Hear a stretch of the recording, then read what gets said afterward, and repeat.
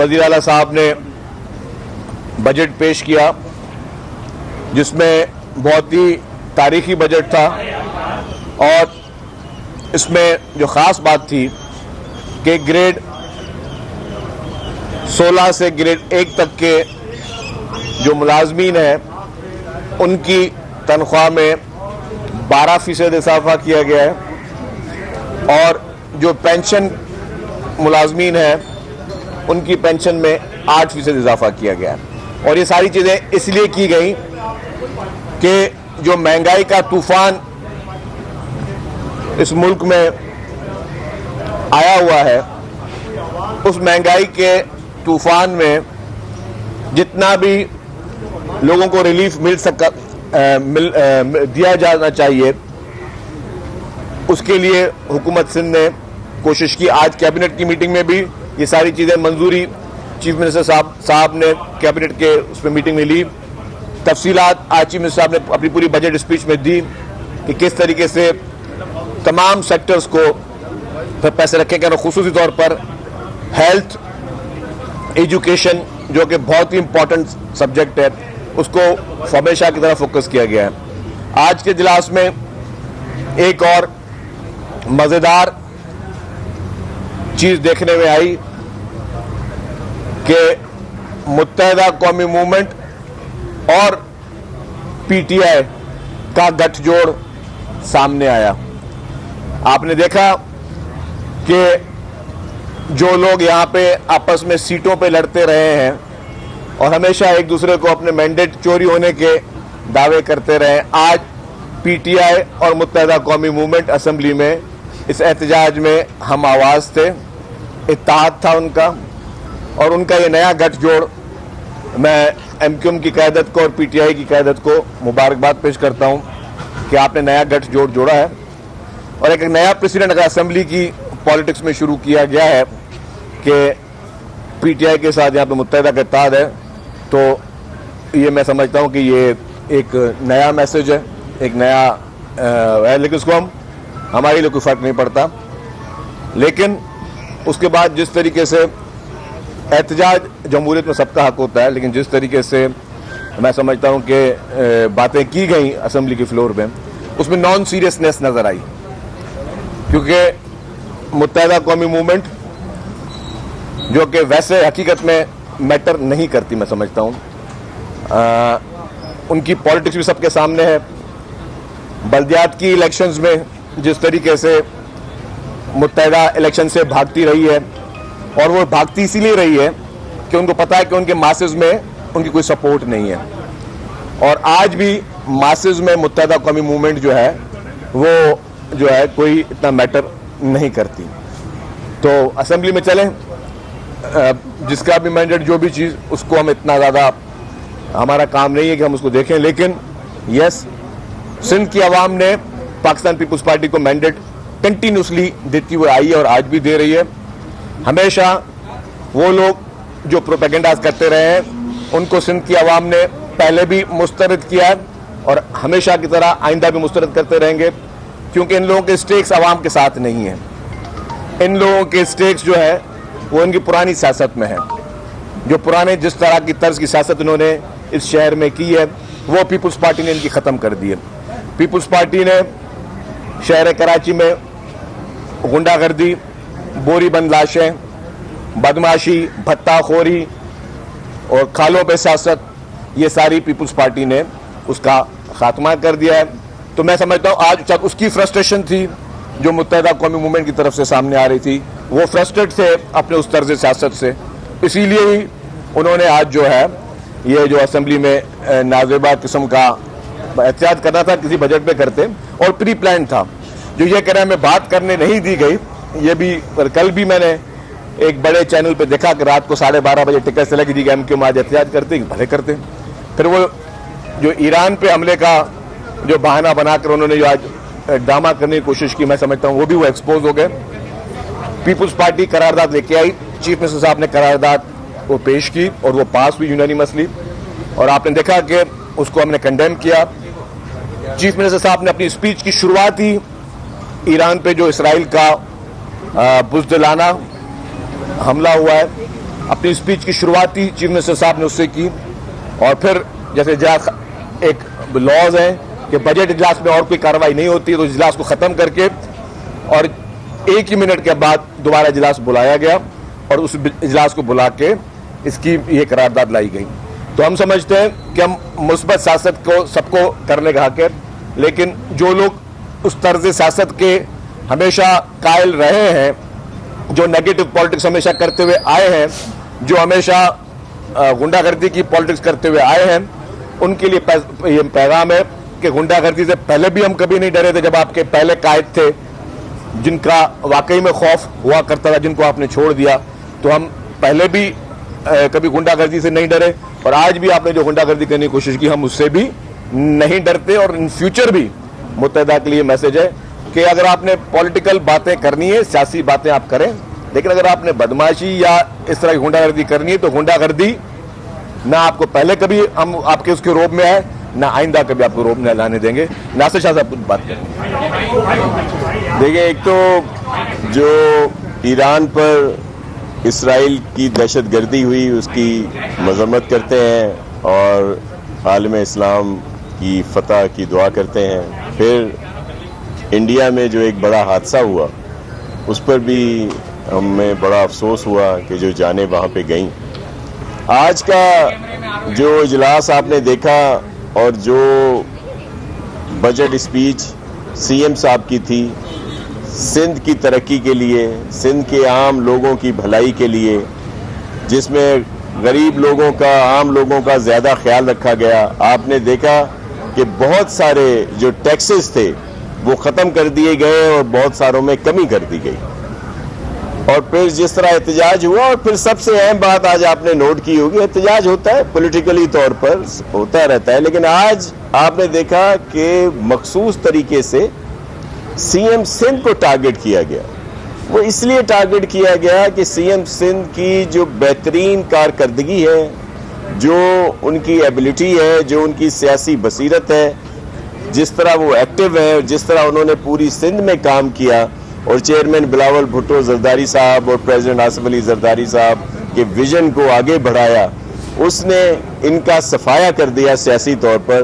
तो ये सबसे ज़्यादा इसीलिए आज उन पर इस तरह की बात कर रहे थे। लेकिन आप देखेंगे कि 2029 का जब इलेक्शन आएगा तो यही सीएम तब तक रहेंगे भी, और इनकी जो सियासी बसीरत है, जो तरक्की का एक सफ़र है, उसके लिहाज से ये जो फॉर्म 47 से कुछ लोग आ गए हैं, ये आपको अगली असेंबली में ये भी नज़र नहीं आएंगे। तो बहुत ज़बरदस्त बजट है और कल आप सबको ब्रीफिंग उस पर दी जाएगी और मजीद सीनियर मिनिस्टर साहब बात करेंगे। ये बता दें कि यही एमक्यूएम जो है, जब वफाकी बजट पेश किया गया वहाँ पर बिल्कुल चुप बैठी थी, क्योंकि हैदराबाद सक्कर के लिए, बलूचिस्तान की एक सड़क के लिए तो 100 अरब रखे गए, लेकिन इसके लिए सिर्फ 15 अरब रुपए। K4 के लिए भी वो पैसे जो मतलूबा तादाद में चाहिए वो नहीं दिए गए। इस तरह और भी बहुत सारे सिंध के मनसूबे थे जिनको नजरअंदाज किया गया। तो इससे पूरी गठजोड़ का महवर आपको क्या नजर है? हमीद सुमर साहब, आपने बिल्कुल सही सवाल किया कि एमक्यूएम के पास रियल मैंडेट होता, अगर वाकई कराची के लोगों की नुमाइंदगी करते, तो जब 3.2 बिलियन K4 के लिए रखे थे उस वक्त नेशनल असेंबली में चिल्लाते, अगर उनको कराची के लोगों का फिक्र होता और अगर वो कराची के रियल मैंडेट को लेकर आए होते। उन्होंने नेशनल असेंबली में एक अल्फाज भी उस पर जो है कोई एहतजाज वगैरह नहीं किया। इसी तरीके से हैदराबाद और सक्खर मोटरवे, ये सिर्फ सिंध के लोगों के लिए नहीं, हैदराबाद सक्खर मोटरवे हैदराबाद सक्खर मोटरवे पूरे पाकिस्तानियों के लिए, पूरे पाकिस्तान की आवाम के लिए ये गेटवे है। सिंध कराची गेटवे है, और अगर आपने यहां से सारी इंपोर्ट्स होनी है, सारी एक्सपोर्ट्स आपकी यहां से होनी है। अगर उस पर भी मुत्तहदा कौमी मूवमेंट खामोश रही, पपेट की तरह, और पपेट की तरह उन्होंने रिएक्ट किया नेशनल असेंबली में और बिल्कुल उनकी क़यादत, तो ये अब एमक्यूएम मैं समझता हूं एक्सपोज होती जा रही है, जो कि कराची के इशू पे अगर खामोश रही है। और यहां पे आज अभी बजट स्पीच शुरू नहीं हुई है, और पहले से ये अपने प्ले कार्ड लेके हुए आए थे, और जो भी इन्होंने आज गैर अखलाकी तौर पर मैं कहूंगा कि इन्होंने काफी गुफ्तगू वहां पे की, तो मैं समझता हूं कि इससे ये बात आया हो गई है कि they are not real representative of the people of Karachi, और इसीलिए उनका कोई इंटरेस्ट भी नहीं है। ये बताइएगा कि एमक्यूएम के हार्डवेयर में एरर कहाँ से आया है, और ये सॉफ्टवेयर आप खुद अपडेट कर पाएंगे या सॉफ्टवेयर अपडेट करने के लिए किसी एक्सपर्ट की मदद लेनी पड़ेगी जो पाकिस्तान में अब तक सॉफ्टवेयर? देखिए, मुझे नहीं पता कि उनका हार्डवेयर जो है वो क्यों खराब हुआ है या सॉफ्टवेयर क्यों खराब हुआ है, मुझे नहीं पता। लेकिन ये शुरू ऐसे रहे हैं। मैंने आप कहा कि जो अपने पहले इन्होंने डिसोन किया अपने लीडर को, फिर दूसरा लीडर, तीसरा लीडर, आपको खुद पता है, मुझे इनके बारे में कहने के लिए जो है कोई उसी नहीं है। लेकिन ये जो आज इन्होंने गैर मुनासिब रवैया रखा, ये काबिल मुज़म्मत है। और उन्होंने ये जाहिर कर दिया कि उनको इस शहर के लोगों के लिए कुछ, उन्होंने जब उनकी एमक्यूएम की हुकूमत रही तो यहाँ अस्पतालों की जो हालत थी, जो हेल्थ फैसिलिटीज थी, वो क्या हालत थी उनकी।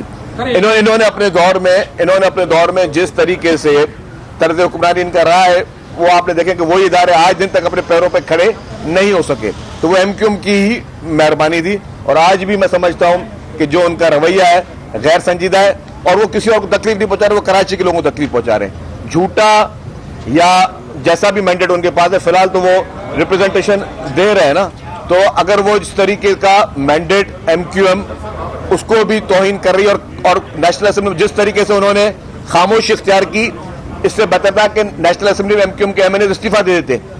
जिस तरीके से K4, जिसकी वो हमेशा पानी की बात करते हैं, और K4 पे जिस तरीके से उन्होंने मुजुर्माना खामोशी रखी, मैं समझता हूँ एमक्यूएम अगेन बैडली एक्सपोज। एक मिनट यार भाईजान, एक मिनट यार। एमक्यूएम का ध्यान है कि गुज़िश्ता 17 साल से पीपल्स पार्टी को शहरी नजर नहीं आती। क्या बाकी इस बार भी कराची जो है वो इस बजट में नजरअंदाज किया है? टोटल कितने प्रोजेक्ट्स हैं और कितने? देखें, आज भी अगर बजट का हिस्सा देखेंगे तो मैक्सिमम खर्चा जो पिछले सालों में भी कराची में हुआ और अभी भी कराची में हो रहा है।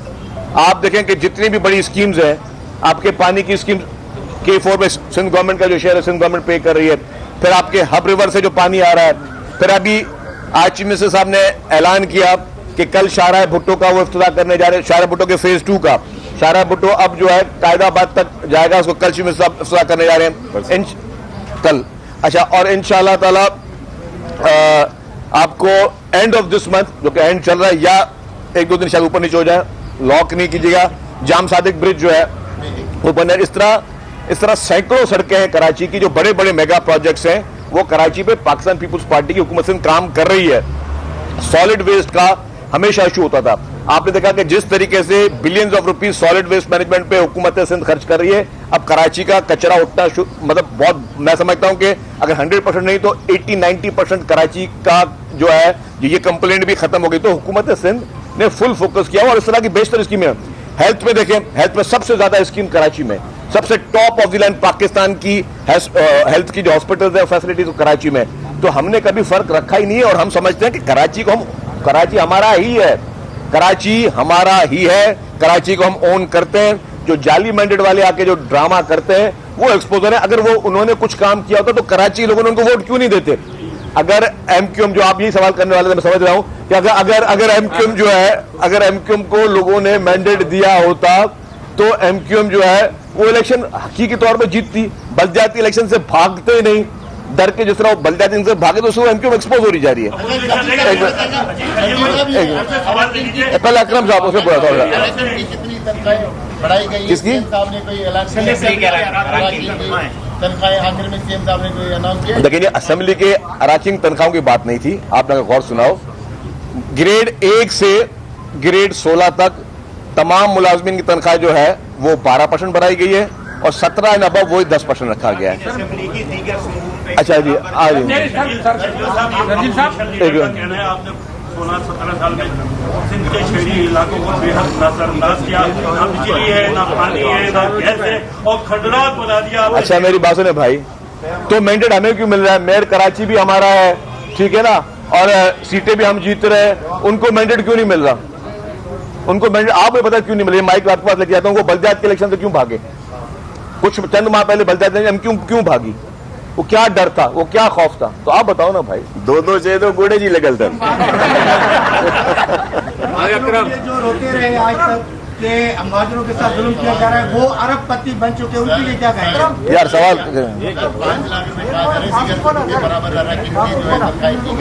भाई जी जी मैं बता रहा हूँ। देखें, सीएम साहब ने कहा कि इस वक्त पूरे मुल्क में सबसे कम जो ऑनरियम है वो सिंध असेंबली के अराकीन असेंबली का है।